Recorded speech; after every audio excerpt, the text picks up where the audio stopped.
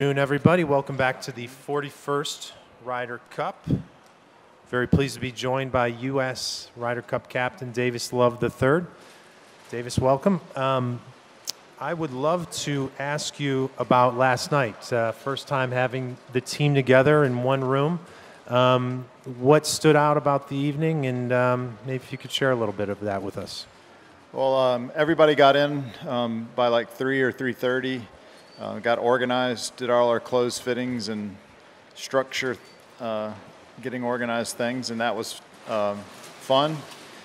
Breaking in a few new guys to the system, and then obviously with 5 great assistant captains, we got everything going pretty quickly, and then some great gifts from the PGA of America to kick the night off, and we had a very exciting talk from Michael Phelps, who's out there getting ready to tee off. I'm hoping to get out there to watch him hit on the first hole.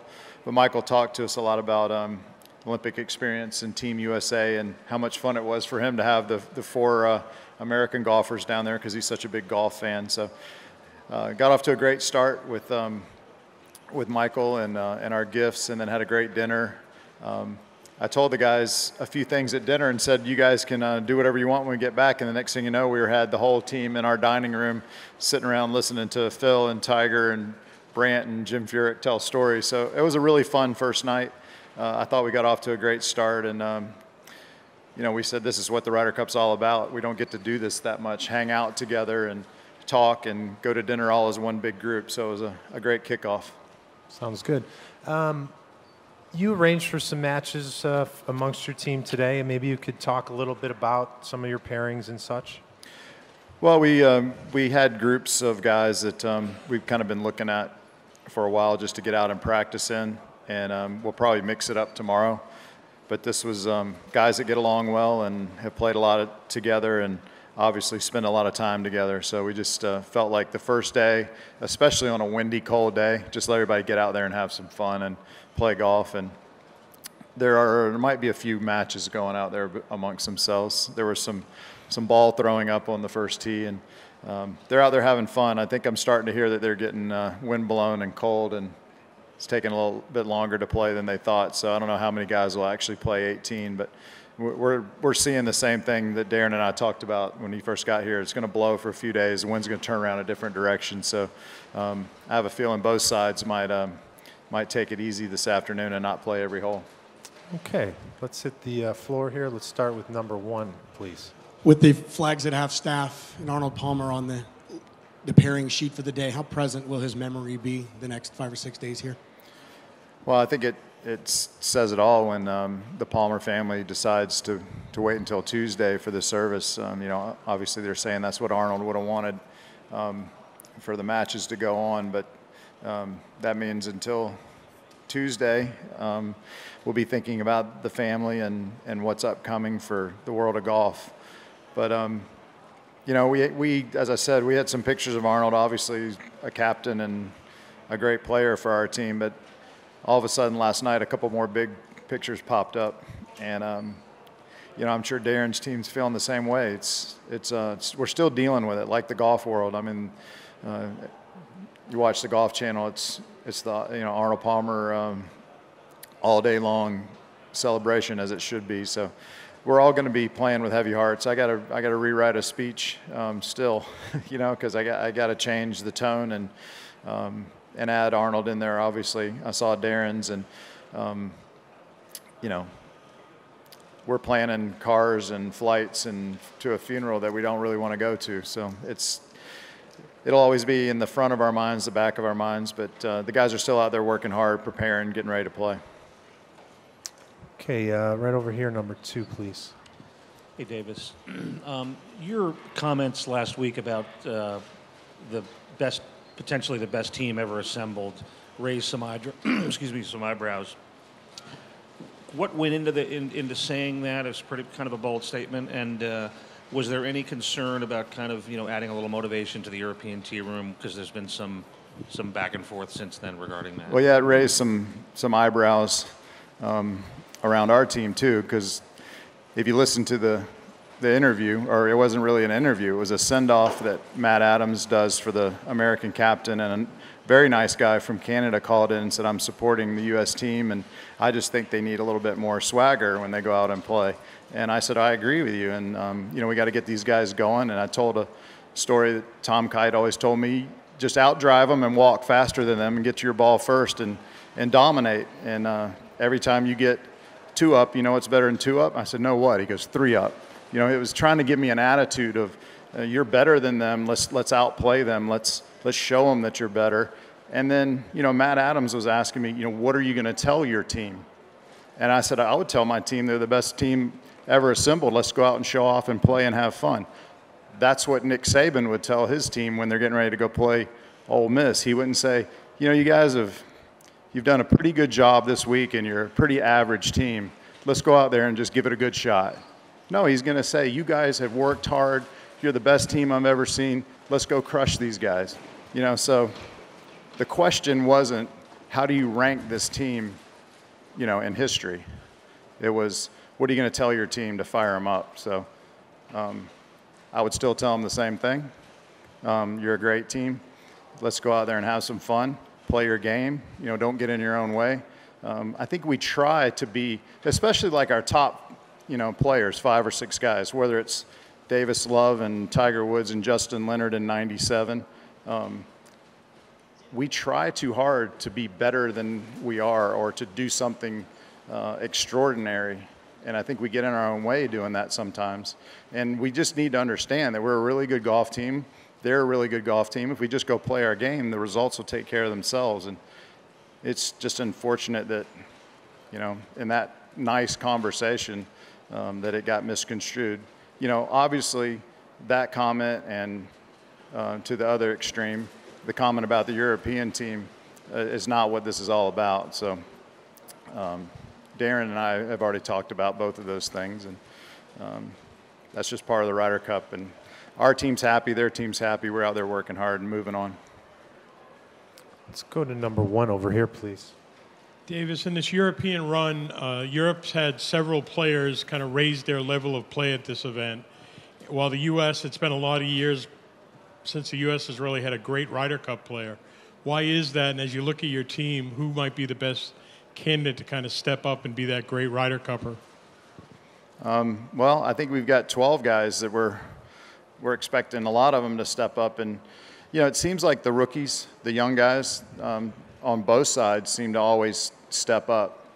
So, obviously Brooks and Ryan are our rookies, and Darren has a bunch more of them.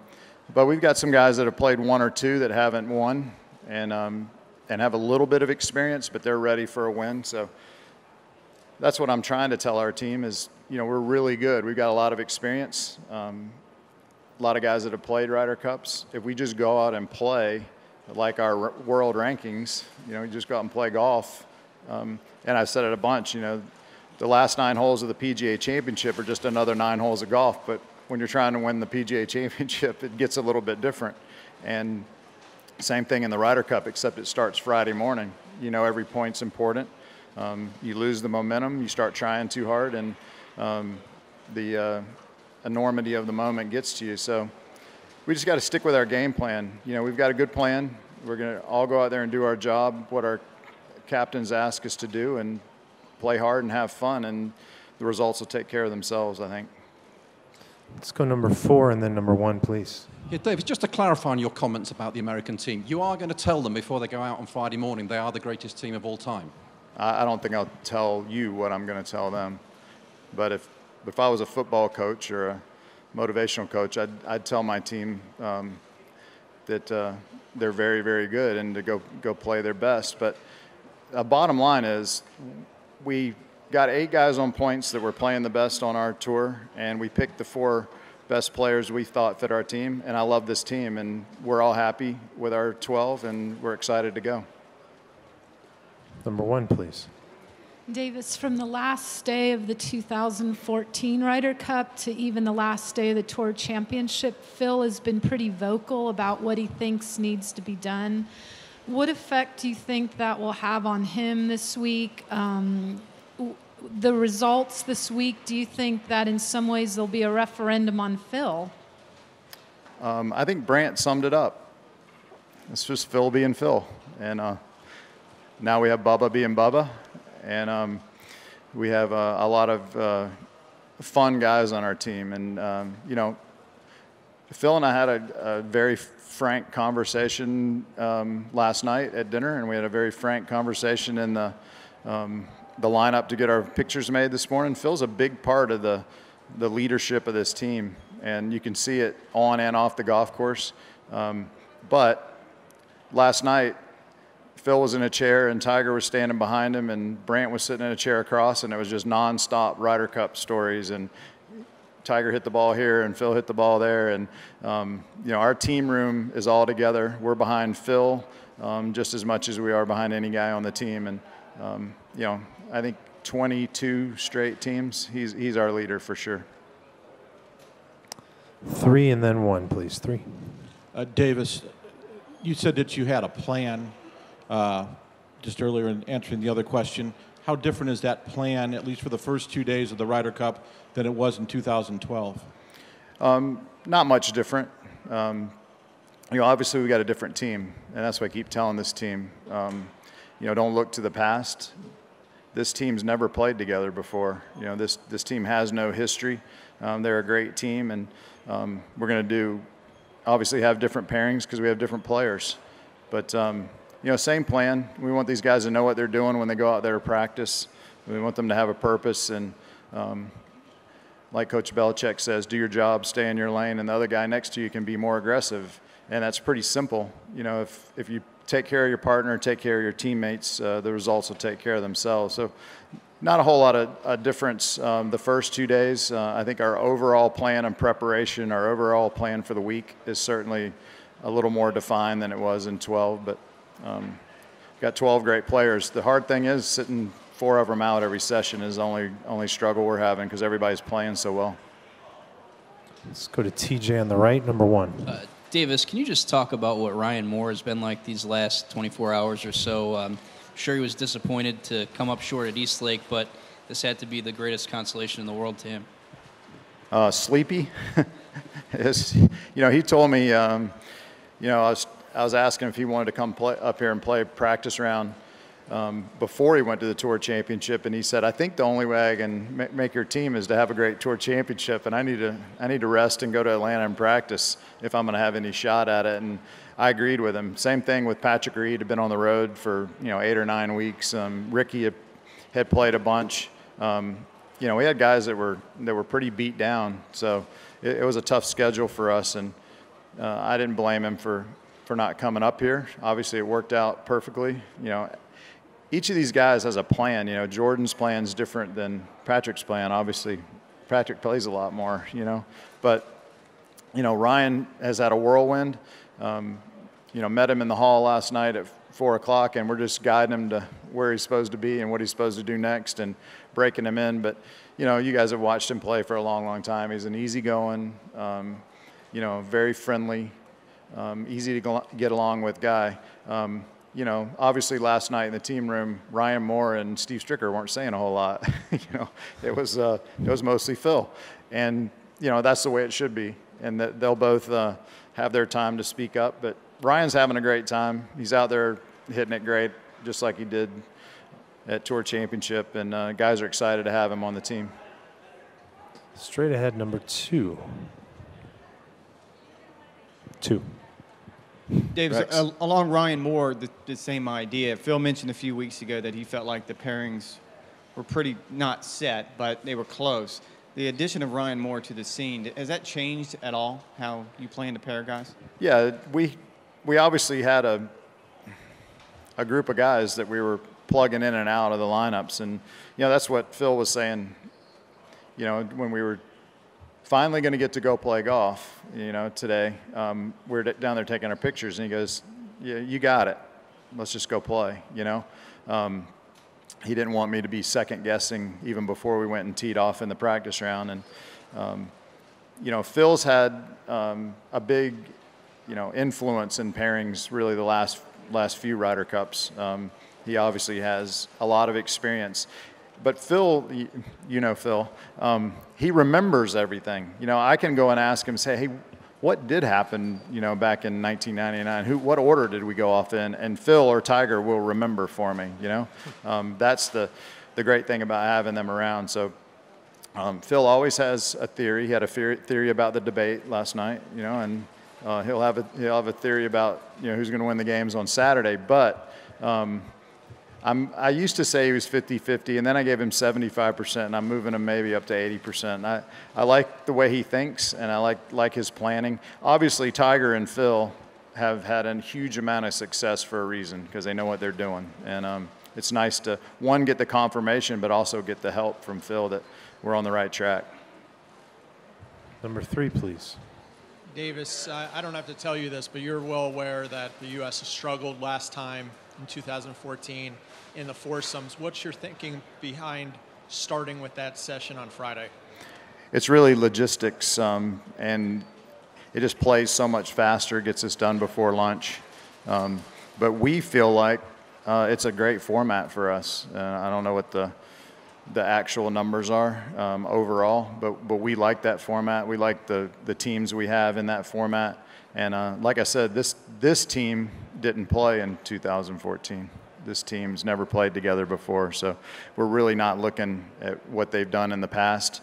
We might have a couple pairings in there that have played before, but this team of 12, we got some new guys, guys that have played Ryder Cups before, but like JB, who haven't played with these guys. So we're just looking to the future right now, not looking at the past. And a lot of the stats that I get, I just throw them out because we kind of got a good, fresh attitude right now. Let's go a couple more, and then we'll wrap it up. We'll start at number 1.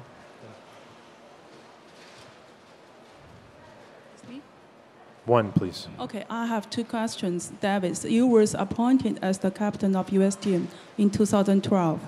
What do you have observed, the difference, personal experience as a group leader and individual player? Well, I think in 2012 I was new to the job. It was my first time, and everything was fresh and new. This time, kind of know the system. Done it once before, but it's a little different this time. I think we have a fresher attitude, and I've got a better support team around me. Obviously, I've had Tiger and Steve and Jim and Tom for over a year as my assistant captains, and we've been working really hard on a game plan and preparation. So I think we're just a little bit more prepared this time than we were in 12, and we've all got a lot more miles under our belt and can handle really any situation better than we could probably in 2012. If we get 4 ahead or 2 behind or whatever, we've got it a little more figured out, I think, than we did in 12. All right, let's wrap it up with number 4, back left. Hi, Davis. Could you talk a little bit about the Tigers and Phil's relationship and how that's evolved over the years? They've been seen as rivals. Now they're working together for this effort. And how might that influence the younger players like Jordan Spieth as they sort of take over the realm of the Ryder Cup in future years? Well, I think we all come into to Ryder Cups as individuals the first year, and we want to play 5 matches, and we want to know when we're gonna get the ball. And then once you play it, you figure out, wait a minute, this is all about team. I think, Phil figured it out. Tiger figured it out. They became team leaders. I'll never forget, Jack Nicklaus saying that Phil was his MVP one year and he got 0 points in the President's Cup. But Phil was a team leader, and he figured out how to support his teammates and how to make his team better. And that's what Tiger has figured out. Phil has figured out. Certainly Zach Johnson's figured it out in a lot of Ryder Cups. And we will have some young guys wondering, what it's all about, but those guys are going to teach them. And I think Jordan figured it out very quickly. He wants the ball. Obviously, he wants to go play, but he also wants – we all know that a team win takes precedent over individual needs or goals, and Tiger and Phil are leaders in that. Certainly this process over the last year has prepared all of us, me this year, whoever the next captains are of the next few Ryder Cups, it's prepared us all better for being leaders and captains.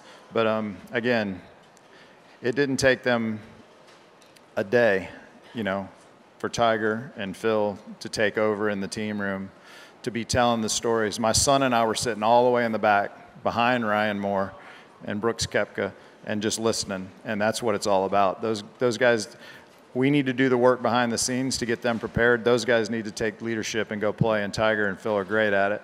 And Bubba Watson walked right in, got his clothes, went down the team room and started telling guys to sign autograph items. You know, our guys are all pulling together, having fun, seeing their role. You know, Bubba thinks his role is to go on the first tee and whoop up the crowd. He already did that this morning. So, as I said, Bubba's entertainment, and Tiger and Phil are our leaders, and we've got a great group. It's going to be a heck of a lot of fun for us this week. And then, you know, as I said, we're just going to go do our best and do our job and play to have fun and not worry too much about the results and take what we get. United States Captain Davis Love III, thank you. We'll look forward to speaking with you tomorrow. Thank you.